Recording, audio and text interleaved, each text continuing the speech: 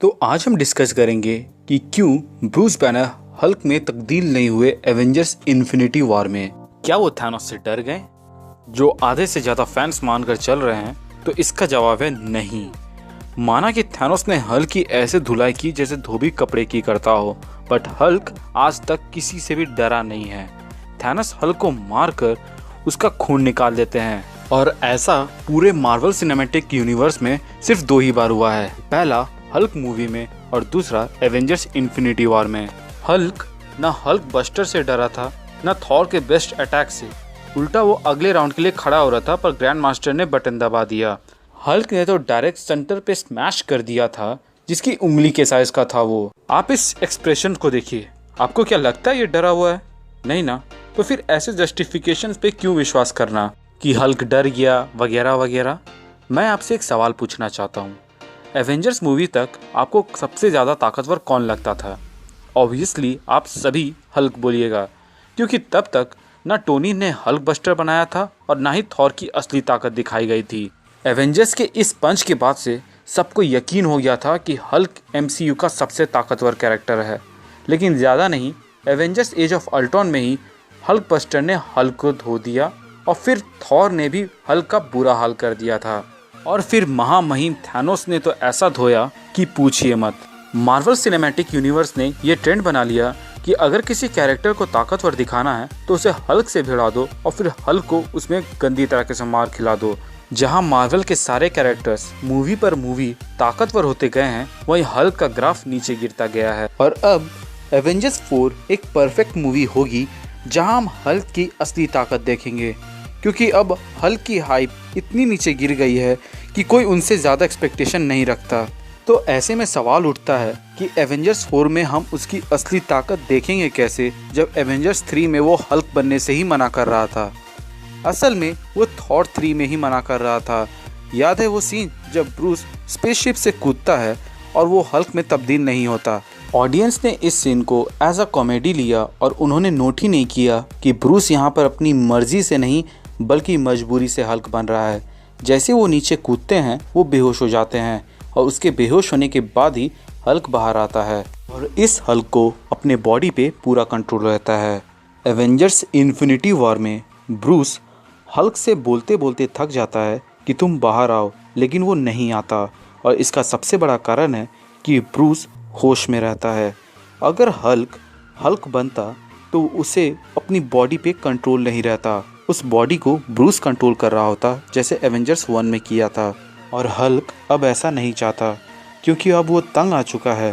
Bruce banner उसे शुरू से ही इस्तेमाल करते आ रहा है, और थॉर 3 में हल्क ने अपनी पर्सनालिटी को इतना डेवलप कर लिया है कि अब वो ब्रूस के गुस्से या मर्जी से नहीं बल्कि अपनी मर्जी से हल्क बनेगा।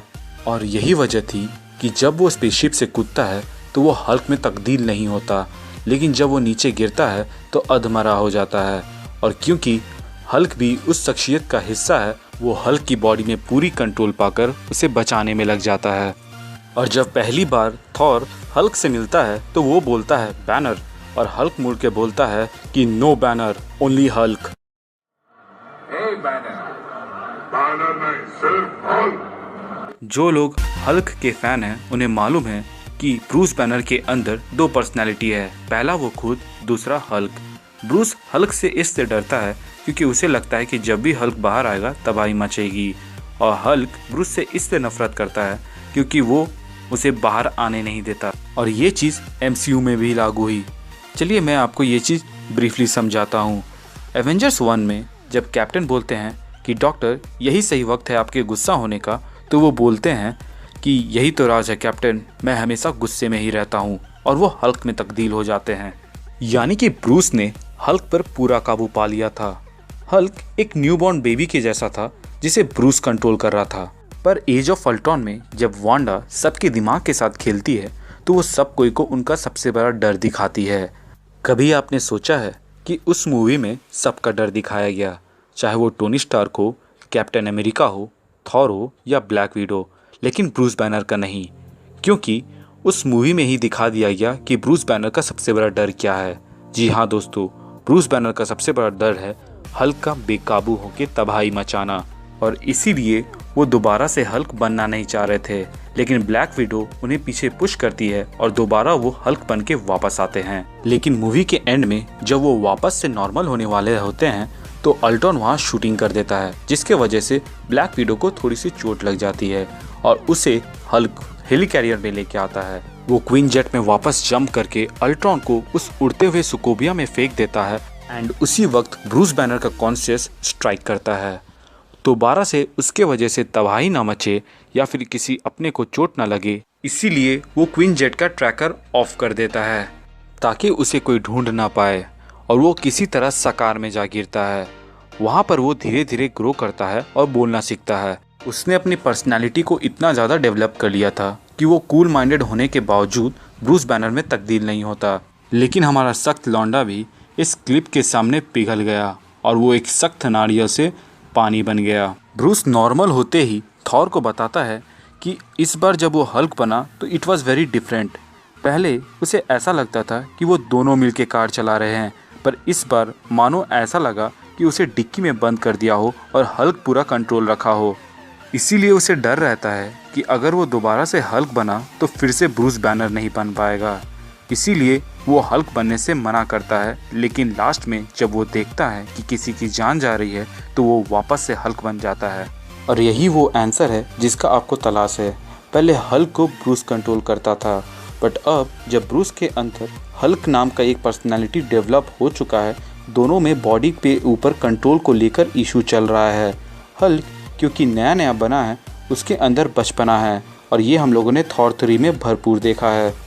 हल्क वक्त की नज़ाकत को नहीं समझ रहा था और वो वेट कर रहा था कि कब ब्रूस बेहोश हो ताकि उसे हल्क के ऊपर पूरा कंट्रोल मिले।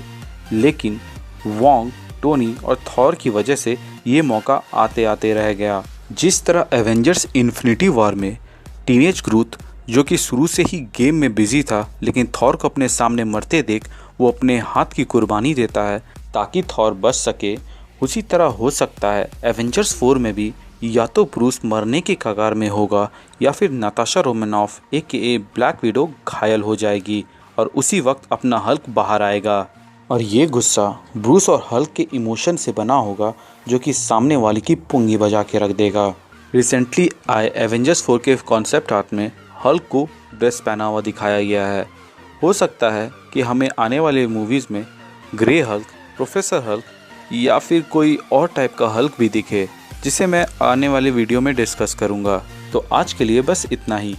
अगर आपने हल्क की स्ट्रेंथ वीडियो नहीं देखी है तो उसकी लिंक आपको डिस्क्रिप्शन में मिल जाएगी, प्लस कुछ ही देर पे स्क्रीन में भी डिस्प्ले होगा।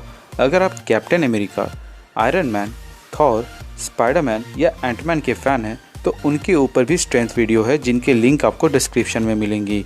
अगर आप ये जानना चाहते हैं कि डॉक्टर स्ट्रेंज ने टाइम स्टोन क्यों यूज़ नहीं किया जैसा उन्होंने डोरमामू के ऊपर किया था थैनोस के खिलाफ, तो उसका लिंक भी आपको डिस्क्रिप्शन में मिल जाएगा। ऐसे ही मज़ेदार वीडियो का मज़ा लेने के लिए लाइक और सब्सक्राइब करना ना भूलें और शेयर तो ऐसे करें जैसे कि कोई व्हाट्सएप मैसेज, अगर अच्छा लगा हो तो। Thank you for watching, stay tuned.